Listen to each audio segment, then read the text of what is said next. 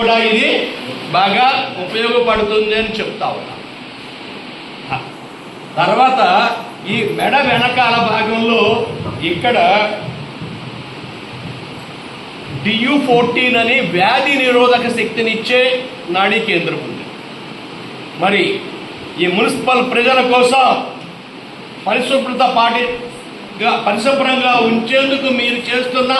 అనేక పనుల మూలంగా ఏదైనా వ్యాధికి గురయ్యే అవకాశాలు ఎక్కువ. అలాంటి మీరు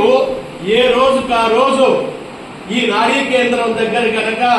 2-3 నిమిషాలు మర్దన చేసుకున్నట్లయితే మీలో వ్యాధి నిరోధక శక్తి పెరిగి మలేరియా, టైఫాయిడ్, చికెన్ గున్యా,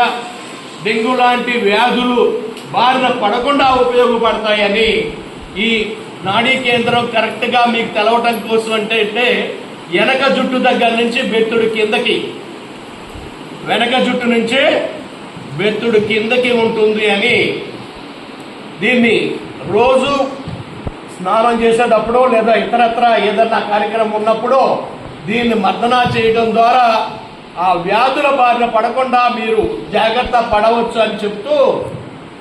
ఎప్పుడైనా జ్వరం లాంటిది ఏదైనా వస్తే మరి ఎటువంటి వనరు మీకు అందుబాటులో లేకపోతే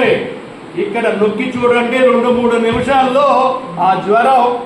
అలా తగ్గిపోతుంది.